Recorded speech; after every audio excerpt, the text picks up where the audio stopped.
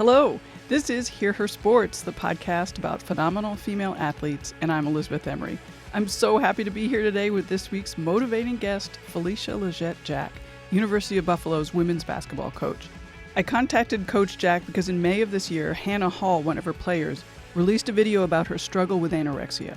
What really struck me was that it was Felisha who stepped in and took action with strength and love when she saw that Hanna was struggling.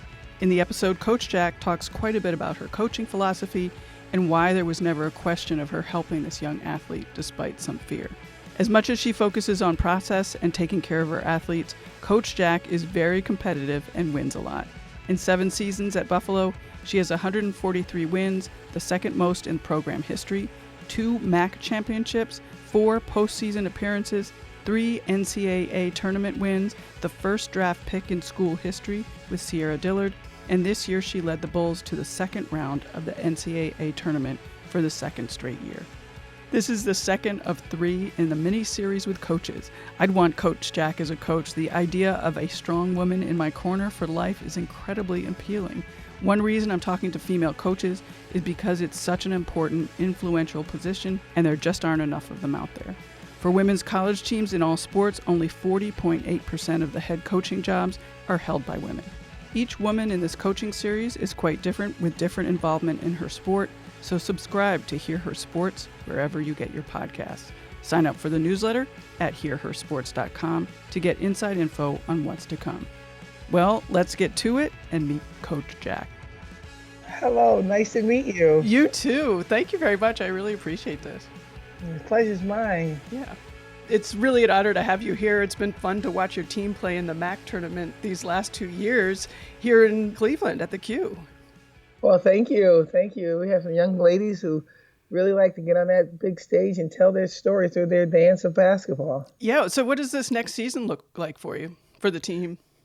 Every day, we take it one day at a time. You know, it has to evolve, and we don't have a clue until they come and they show and they dream and they become. That's what's so great about the sport that I coach is that every year is exciting. It's all about a wonder, and it's all about a dream, and those young ladies coming together to ignite to become whatever they're supposed to become. I love your coaching method, and we'll talk about that in a little bit. But is your roster set? Yeah. I think it's as set as it can be. We have no more room for anyone else unless they walk on. So we have 15 players, and we have 4 new kids. So we're really excited about the possibilities. And I just saw that you signed a couple of European players. How does that come about? Well, Christian Sharkey did a tremendous job of understanding that, when the season ended and people got excited about what I was going to do and possibility of me leaving, and some kids that we were really on, they decided to back away. And Coach Sharkey kept working and kept keeping the relationships alive. And these young ladies, one of them in particular, who've been recruiting for a very long time, and it just went dormant. And Coach Sharkey kind of, made sure those lives stayed, excited and exciting. And those young people decided to continue to, be recruited by us. And we got someone, might be one of our best classes yet. And, in the darkest hour, sometimes the light is right next door. So we brought them up. Coach Sharkey and I, had them by ourselves. A couple of coaches were on vacation, and I had another coach who was taking another job. And, by his grace, we got him to say yes. I don't know whether it's Coach Sharkey's deodorant or my perfume, but it was really fun to see that that kind of talent said yes that late in the game. Sure, yeah. What are the strong parts of the program? I mean, what's drawing players there? I mean, particularly, I think Buffalo, I don't know. I've lived over there. It's not the easiest draw to get people there. Well, it's easy to get here. It's a very close airport. Right. It's only 15 minutes away from our university, and it's really nicely centrally located. It's an hour from Toronto, and it's all schools, they have their idiosyncrasies of what's good and bad. I went to Syracuse University, and I think it snowed in June, and I'm from there. I can talk about it because it's my home city. I coached over at Indiana, and it's not easy to get from the airport to the university. It's a 45-minute drive, and there's a lot of wrong and bad in every university. but what you're looking for, at other schools, they're looking for certain things. And I think at Buffalo, what they're looking for is the ability to go to a high academic school. But I think that's one draw for us is the fact that, we're here. I'm a coach that believes that your story matters. And every time we get on that big stage of that basketball court, it's not about winning a basketball game. It's about your story and you having the ability to be creative enough to share what people need to know about you. And I've been consistent with that with my staff, and young people from all over the world is saying that, that's something I want somebody to help me navigate, is how to tell my story, how to become who I'm supposed to be, help my dreams become manifest. And not only that, make my dreams be just something minor to what I actually become. That's a great transition, because you've spoken a lot very passionately about how much coaching means to you and how your role fits into a much bigger picture of your mission, but also, what happens once your players leave the school. Can you talk a little bit about that? And what do you see as your job as the coach? It's a relationship. It's really not, a job. It's, I know they're not my children, but they're going to be in my life forever. And one thing that we talk about is that if you're going to come play for me, you're going to have to trust me, and I have to lead you. And when you graduate is when I actually start working for you. And I think that, the kids' brains don't develop to 25, and they're not supposed to get it. They're not supposed to really know everything. And I got to allow them to make mistakes every day. And I do. And I share with them, even at 52, I still make mistakes. And, when it's all over and done and you're out there and there's a real big world with the big monsters and people that really don't love you as I do, that's when I become more valuable to you. But right now, we're going to bump heads through college. We're going to not like what we're talking about all the time. At the end, we're going to listen to each other, but it's going to be my way. And you're going to have to trust I have your best interest in mind. And then, when you graduate is when I start to really honor why you decided to come play for me. And that's been manifested a little bit, not as much as that needed as I, love, actually, because sometimes the kids go away and they are strong enough to do their own thing. But just in case they don't, I'm always here, and I tell them I'll be their coach for life. That's really nice. You talk a lot about how important sort of the life lessons are. Where does basketball fit in, and why have you chosen to coach basketball rather than say, I know that you had thought about being a life coach? Everyone has their passion, and basketball has been my passion. I've played it ever since I was in the fifth grade, and I just really thought that it helped me become the woman that I am. And the shyness I had was insurmountable. I didn't look people in their eyes until the 10th grade. And it just really helped me have my confidence, have my ability to become, a full person.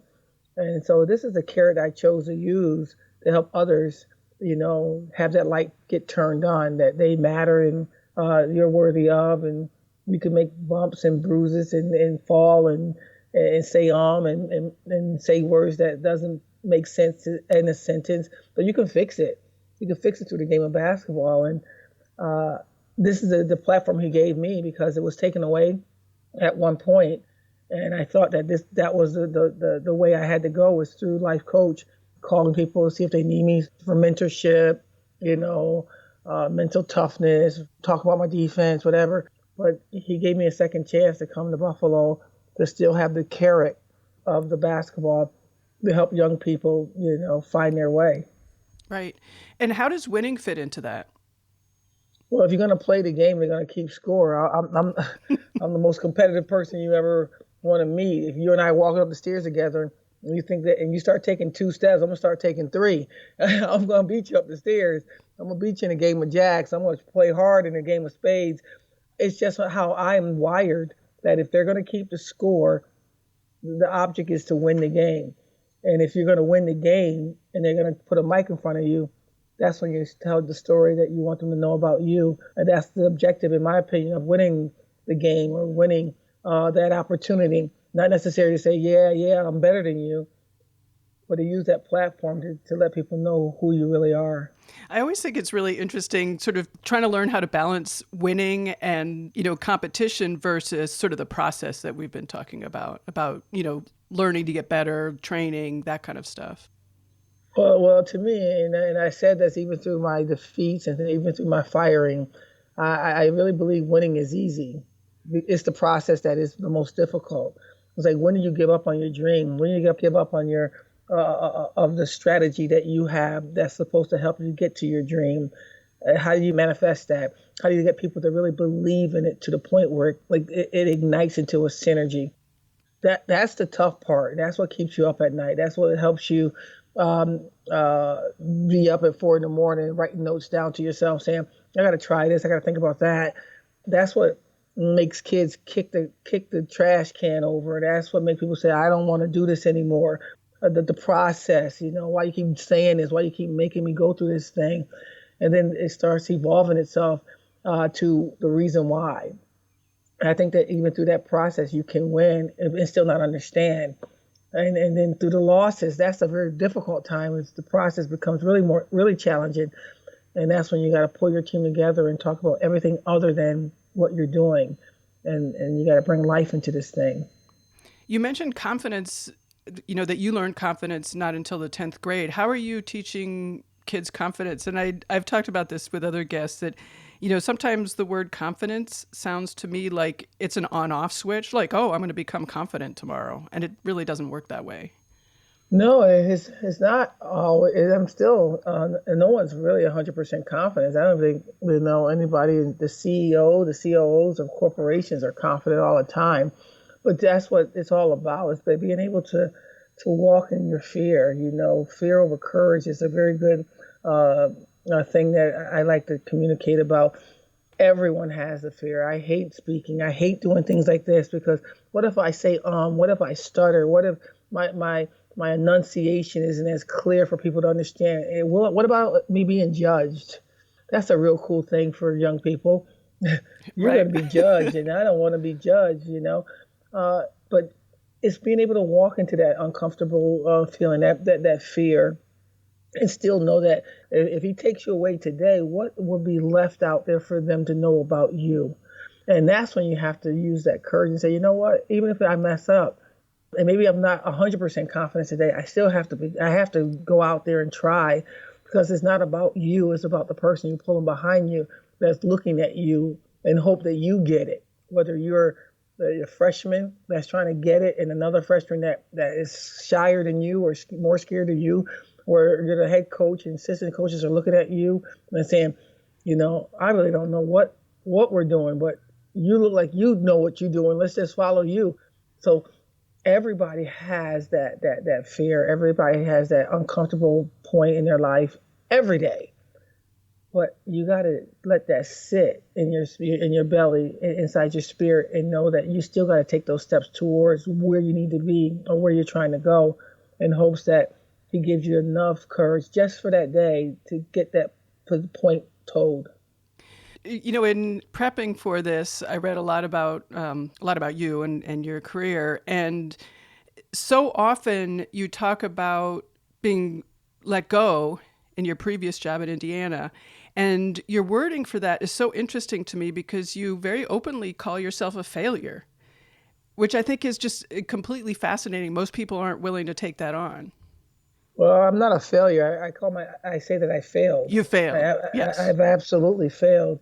You can go from fail to fear to quitting. I just chose from failed to flourish, and through that process in the middle, I decided to stand in it.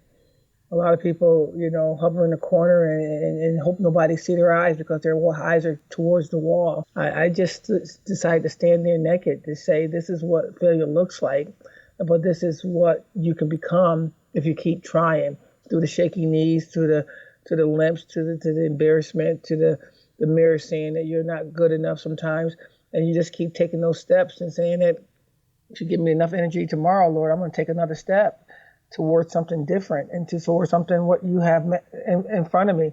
And I don't have all the answers, but I certainly know that quitting it wasn't an objective for me, knowing that I had a family to help support.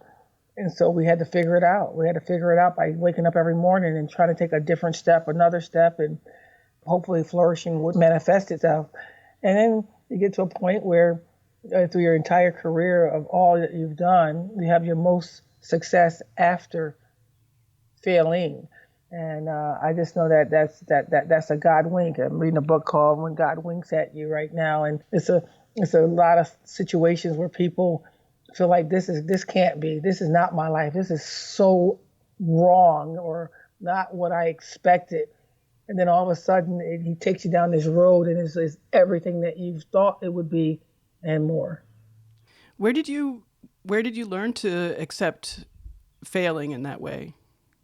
Oh, I had a mom that just never knew how to quit. Dad left when we were 8, and we had 4 siblings, including myself, Ep65, and a mother who retired making $36,000 in her career, the most she's ever made, but never walked a day without a smile on her face. Never took a week where she didn't tithe in the church.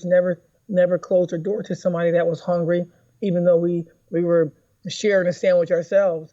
And to see her just be a pillar. I call her Mother Teresa, and that's not trying to build a person up more than they're supposed to be. She really is a person that really transcends just beauty in human beings. There's a lady that grew up in the South where she had a cross burned in front of her house because she just was black, and her family decided they could have done 2 things: been angry with all people that looked like the person who did it, or pray for the gentleman or people that did it, for they could not know the Lord. And so in that household, you got 5 different people looking at a lady evolve. And we all took different things out of being raised by Felisha Legette. This is the piece I decided to take from her: to give even though they take, to give even though people hurt you, to give even though they set you up purposely for you to fail.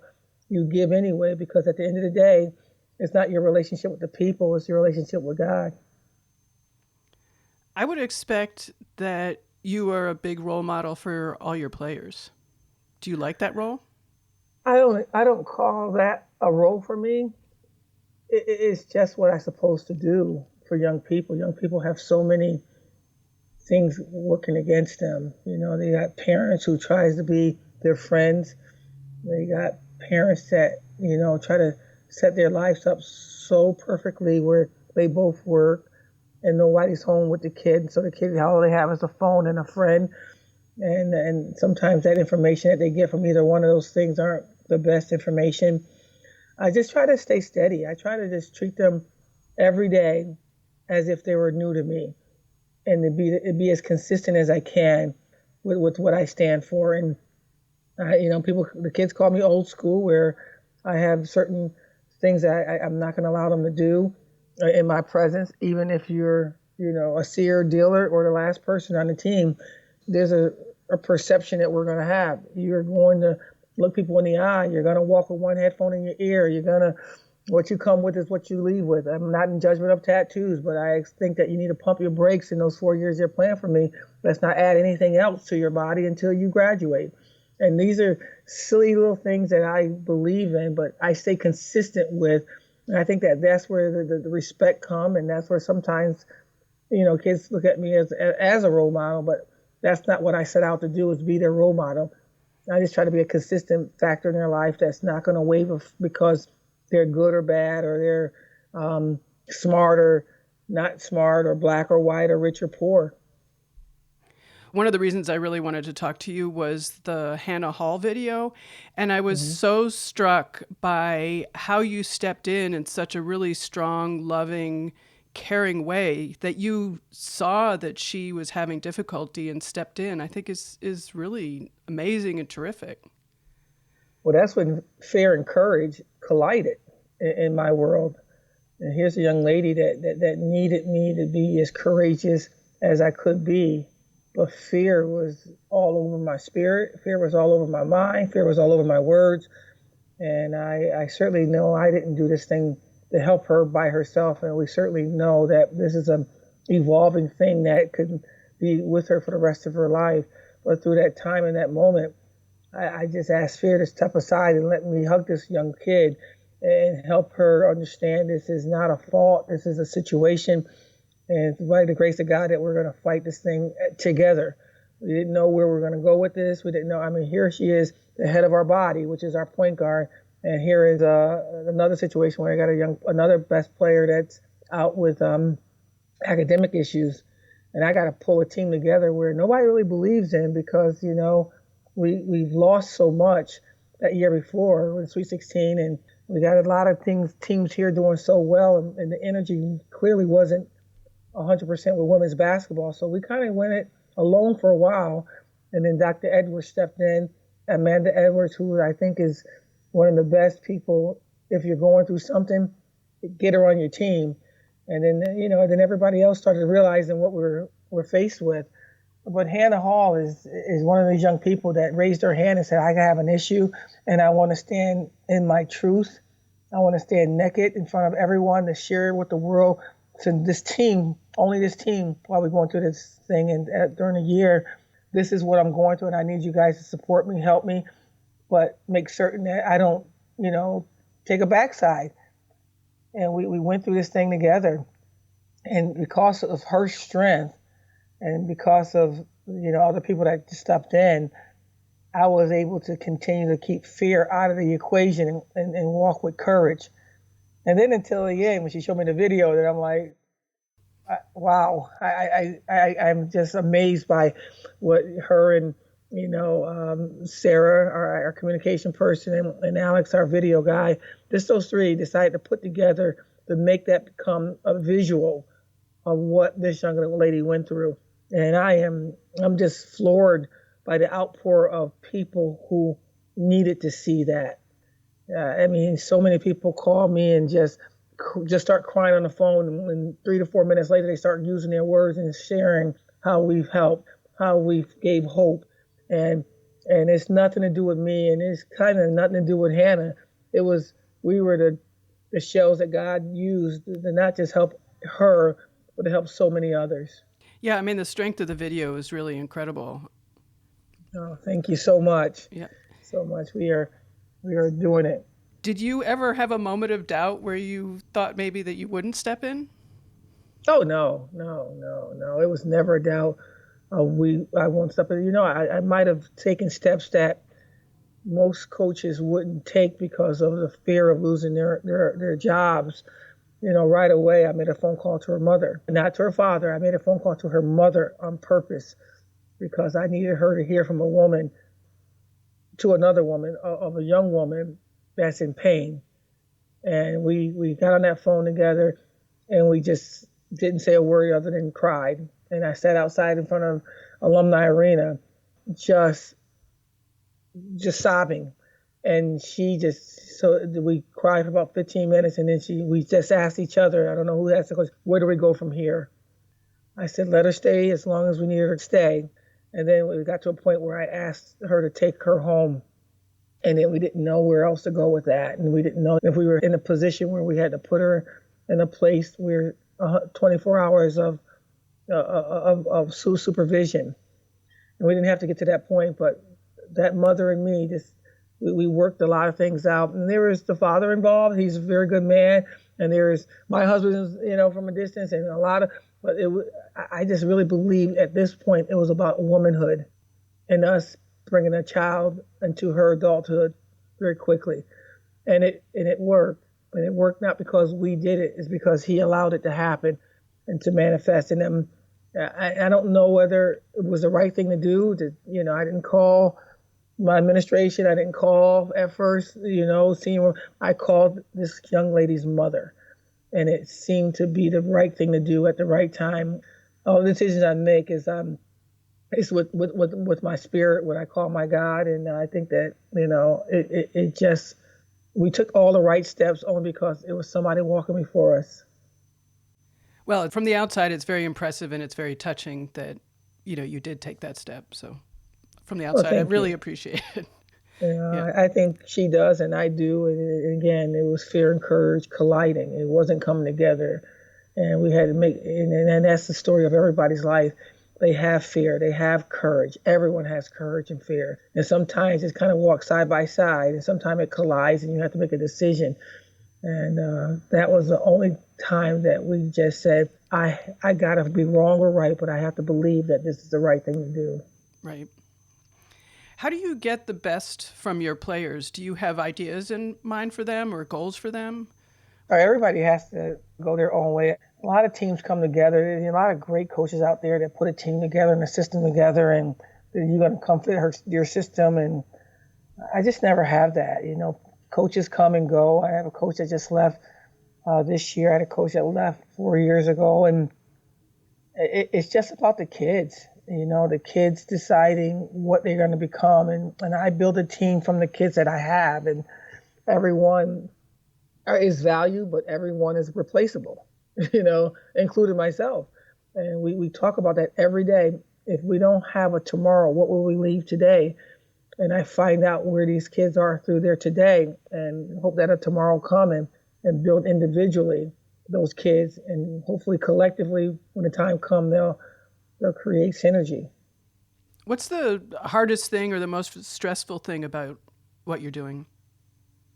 When you know a kid doesn't get it and you have to cut them loose.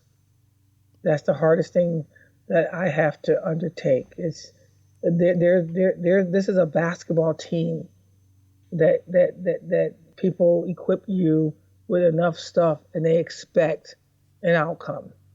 And there's times when some people just don't belong. You don't quit on them. I had a kid that I coached at Indiana who really just didn't seem to get it. And, I just was on Facebook the other day and I saw how she's struggling in her life. And I just try to friend her. I don't get anything out of it. I don't see how she would ever want to friend me back. She hasn't done it yet. But I just felt my spirit that this kid might need me to step into her life again.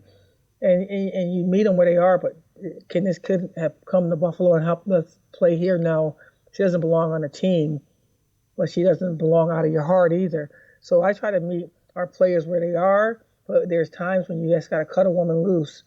And we're prepared to do that. And I'm not now in a position after 31 years this coming season where if it costs me my opportunity to do what I love, I have to save the kid through making tough decisions. And that sometimes is a tough decision is remove sometimes your best player from the team. Wow, that is hard. Yeah, that's tough. But I'm willing to do that. Not a lot of coaches are willing to change the numbers and salaries, but they didn't change the mirror. They didn't change the mirror. And I just think that it's important that we have to look in the mirror every day and be true to who we are so that we can really do what we're supposed to do in this business, is to help people, young people, become true to who they really are. And where do you find joy? In reading, my family, my son. Today I had the perfect weekend. My husband was out playing volleyball in Ohio, and my son came home for the first time in 2 years for some quality time, and we just sat and watched movies. And I always joke about, I'm Beyonce to my players and how well I sing. I can't sing a lick, but it's just a joke. So he Netflixed her show from, I don't know what it's called in California, Coachella, and we watched it and laughed and like doing silly dances. He's like, "Don't ever do this in public." And went for a bike ride with him, walked with him, things like that.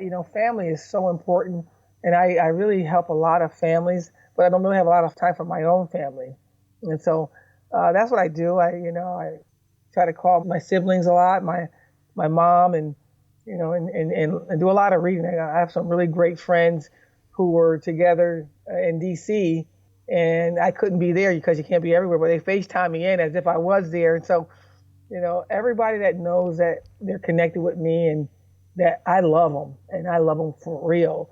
And it's fun, and we get silly, and we still got those friendships, and the family is for life. You talked about connecting with Hanna Hall's mother, and you've also done that Players Tribune video with the 5 black coaches, of basketball coaches. Yeah. It seems like you have a real connection with women. Am I imagining that? I don't know if I have a real connection with women. I just know I believe in women, and I believe in the power of women. I believe in their story. I believe in their desire to be great, and I believe in their struggle of being all that they want to be a mom, wife, leader, sports writer, cyclist, and it becomes so hard at times. And I believe that if I continue to tell them that they matter, that they will emerge into not just what they think, but even better. And so I don't have a lot of people in my space. I have a certain group of people that really, and I love men too, Since I've been here, I got the men's basketball players. They come in, they call me Auntie, Mama Jack, and I'm relatable to them as well. But if I have to go out there and get a microphone in my hand and stand on a platform, I think it's important that we power up women because we've been powered down so much, and yet we're the most of the population, and we're the reasons why CEOs are born or presidents are born or leaders are born. They have to come through someone, and then God chose us. And I want women to know that that's a really cool thing, and don't ever bow down to anything based on the fact that you're a woman. Yeah, one of the things that you mentioned in that Players Tribune video, which is really good, is that you were talking about getting hired, and you said someone saw me and believed in me enough. And I think that's so important. Yeah. Building one another up. Yeah, Hanukkah Brown is the young lady that saw me in the airport with my team and saw that it wasn't going well when I was at my last school. And she said she was going to keep an eye on that. We weren't really friends. It was just another woman looking out for another woman. We played against each other in Pro-Am tournaments, but it's a high and by relationship. And they had a search firm for Buffalo, and they didn't see the right people that they wanted. And she reached out to me and told Danny White that I might be a person that he needed to interview. And he allowed me that opportunity to come in, even though I was 6-21 in my last year at my last school. And he gave me an opportunity to stand before him with my truth. And it was Hanukkah Brown that saw this woman. And I think that in order to thank her continuously is that I continue to do the same thing. It's just, I think it's the right thing to do. I don't know, it's just what I decided to do. Yeah. Would you hire, I know that you just hired an assistant coach and she's another woman. Are you like Muffet that you'll only hire women?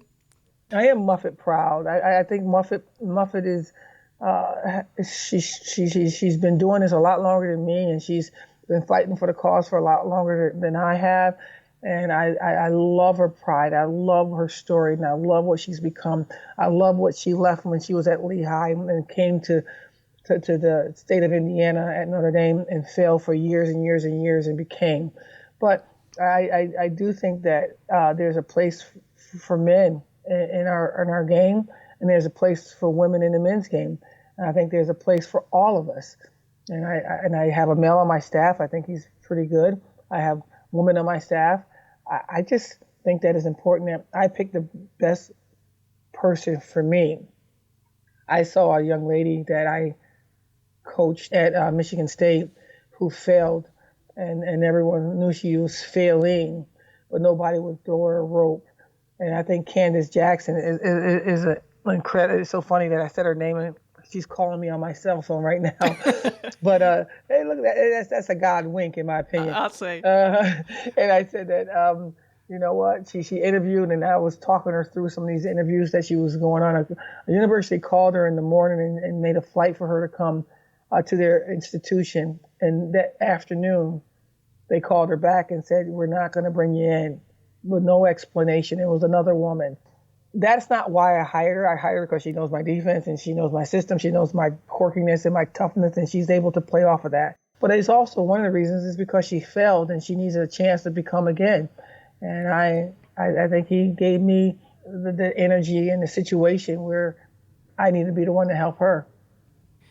One of the things that I like to talk about in this podcast is breaking through barriers. How have you been able to break through barriers and find a voice and do what you've done? I'm breaking through barriers. I haven't broke through anything yet. I'm still we went to the Sweet 16 in the state of New York. We're the only SUNY school to ever done that, and we've never been celebrated. The government gave us a tweet.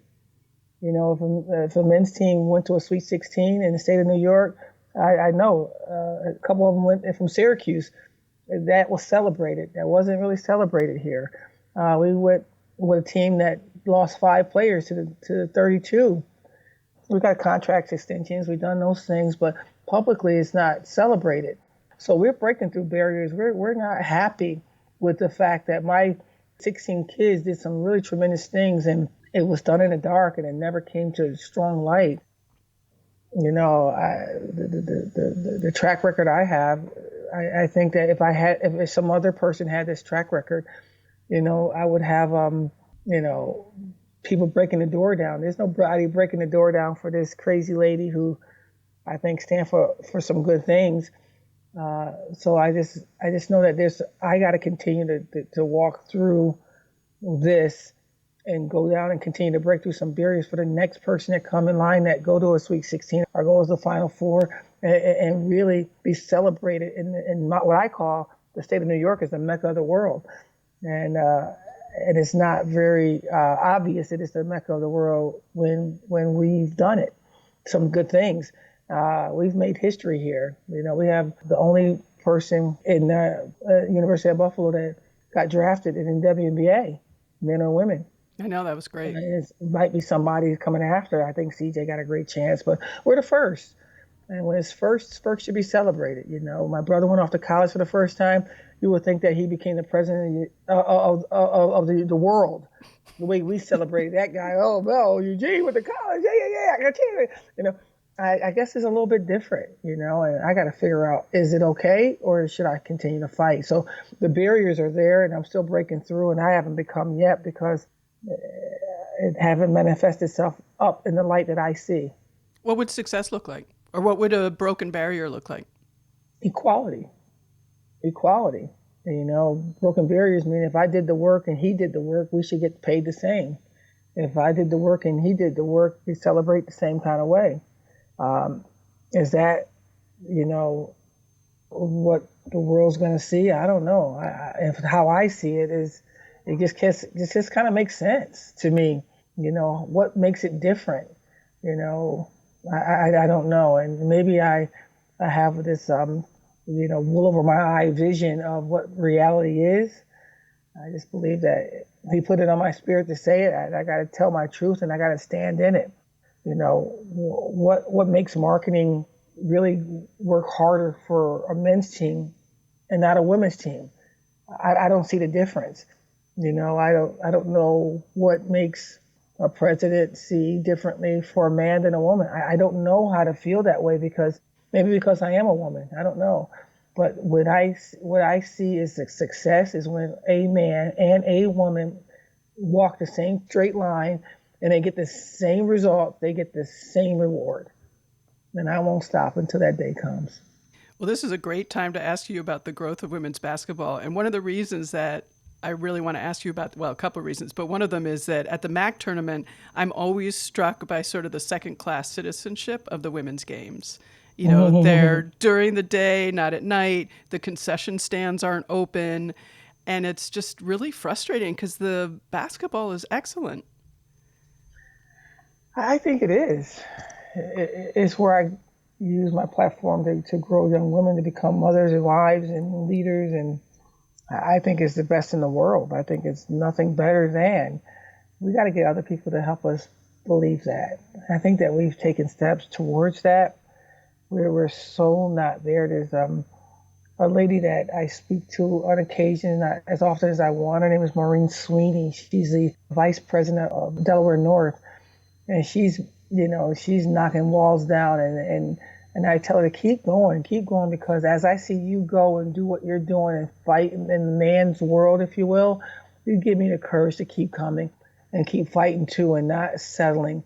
And I may not get there as fast or far as her, but as long as she's in the race, I see a visual of what it can become.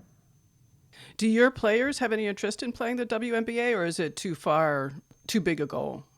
Well, we had Cierra with the 2 different spots already and wasn't asked to stay. So we're going to do whatever we can to get her to where she can continue to play and tell her story. Because I tell you, I can see Cierra Dillard being an ambassador of sport and coming through me, how she can be compassionate to women and help them evolve in so many ways. But she hasn't gotten the opportunity to stay yet. She got to go away and overseas and do our work and hopefully go back and become. But, basketball is basketball. The only problem with the WNBA, in my opinion, is it's just 144 spots. Right. It's 12 teams, 12 players, and there's not enough spots. And there's so many great, women's basketball players that it's not enough space for everybody. So if we can continue to expand it on this thing or G League, they got a G League for guys. Let's have a W League for women. I don't know how you can put it, but or they got to continue to go overseas and make their talents seen there. But if we can get some more spots, it'll be great. But right now, there's 144 spots, and you can't even be mad about a kid not making it. Or I tell our kids all the time, let's go over. I got 3 kids on one team in Australia. Oh, wow. Cool. The money's different, but they're still playing. Joanna Smith, Stephanie Reed, and Courtney Wilkins, they're all hanging out and playing the game they love and making a couple of bucks in the meantime, and they're loving it. They're celebrating, their gift. So maybe that's where they're supposed to be. Wherever they are, wherever my kids are, that's the story I'm talking about. That's the dream I'm dreaming. And if it's not the WNBA, it's wherever they are. Right. And you have Pan Am Games coming up pretty soon. Yeah, I'm blessed to be. Carol Callan gave me an opportunity to be a part of USA basketball again. I was involved in 2003 and 2005, and we won some gold medals with 18 and under and 19 and under. And our hope is that, Susie Merchant, who's our head coach, and Vic Schaefer, who's the other assistant coach, our objective is to go out there and let the world know that United States is the best in the world. And through our gift of coaching and playing, our hope is to bring back a gold medal from Lima, Peru. Yeah. And is it weird going into sort of a short-term situation like that where you don't necessarily know the players and all the personalities and stuff? We know their gifts. And through their gift, we'll find out who they are as people. And I think it's beautiful. I think that, we are charged with, on a short period of time, is getting these young people to love playing for the United States of America in hopes that they will be the Olympians that other coaches or maybe one of us could spend more time with them in the quest to win gold medals in the Olympics. We've talked about lifting up women, and we haven't talked about specifically lifting up Black women. How do those two relate for you, and how do you do both? You do both. Yeah. You just do both. It's, you fight for what you fight for, and then I think it's all the same. Women, African American women, every woman deserves an opportunity to succeed or fail. And when you give her that opportunity, make sure that you treat her as the person that's next to her. Meaning her counterpart, her male figure that's doing the same thing. I don't fight for just African American women. I fight for all women. I think that we all have a special gift, and we all have magic that we want to create at institutions, at jobs, and at things that they do. If given an opportunity to be great, they will become great, and they will work their tails off to let you know that you didn't just hire somebody. You hired the best for the job. And we won't stop until the best is what you see and the best is what you notice. To finish up with some basketball, what are you doing right now with your team, and what is the team doing? I assume it's summertime and you're not together. Right now, I'm actually going to Indianapolis today to speak for the NCAA to youth in Indiana. I'm very blessed that they asked me to come and do that. If I can share these crazy words to save a kid or help a kid or evolve a kid, it's my obligation. So since it's a downtime and our players are home doing their thing, and my son is connected and doing a good job and don't need me as much, and at 20 years old, I got something to give. I'm supposed to give it. So I'm doing that right now. We're going to do some speaking engagements with our university athletic department, and it's called the Caravan, and we'll do a few things like that with Lance, our football coach, and Jim, our men's basketball coach, and our AD, Mark. And we'll do 3 or 4 of those things in June. And then I go off to July with recruiting. end of July, we go to Colorado Springs, and then we go to Lima, Peru in August, and prayerfully that my husband will find a spot where we can just kind of have some vacay time before the season starts. Right. And how much do you get involved in summer training or off-season training for your players? They'll come up the end of June, and I'll be with them for a couple weeks, 3 weeks, and we get after it, as stringent as we can. 3 of our freshmen out of the 4 won't be here because our 2 German kids are going to be playing overseas, representing their country, and our kid from England is going to be representing her country. So those 3 won't be here, but we will have 11, 12 players here. So we'll get after it, hopefully, and they'll think I'm the coolest person ever because they love the way I yell at them and hug them right after. That's my story. I'm sticking to it. And I'm assuming they're not lazing around in May, though. Well, they can, but that's why I got trash cans all around the court because I go one way. They know what to expect, and we won't come slow or soft because they chose to take some days off. So I'm working out myself, trying to get myself in shape, and I expect them to follow the plan of Coach A that she gave them for the summer, our strength and conditioning coach. And she put together a great summer workout. My prayer is that they follow it. If they don't, that'll be the choices they make. Life is about choices. And they'll hear about it. They won't hear about it. They'll feel it. Right. And how much do you get involved in off-the-court stuff at school once the season does get going or the year does get going? I'm tunnel vision. I don't do a lot of things off the court when it comes to my team because I really don't know how to navigate 4 to 6 different things. So I try to put my time and investing into our team and our players and what they find to be important. So we do some community service stuff based on what they want to do and what we can do with that. But, to get involved with all that other stuff, we have some great people here at our university that can hold it down while our season's going on. Right. Well, I really appreciate you being here. It's been such a pleasure talking to you. Is there anything that I missed and you wanted to talk about? I just really appreciative hear her sports, and I just think that it's so important that we lift women, not to say that a woman that doesn't do the work or isn't good enough should get an opportunity. But if she is doing her work and she is making things happen, treat her equally to the person that's next to her. And we can have a world of that. I think that we'll have a better world. And I think that we bring something to the table, women, and that's different. And it's not the same. And it's okay. And our treating us equal doesn't mean that we got to, make us pound our chests and do it the way, because men do it their way and we do it our way. But the person in charge can look at us as someone that's doing something equal for their university. That's all we're looking for is that moment called equality. Well, thank you very much. I appreciate all you do. Thank you so much for what you're doing. And today I feel like I'm not in a race alone. I got another person that's pushing me in the back or grabbing my hand and helping us go together. So keep doing what you're doing. What you're doing matters. And I really appreciate you.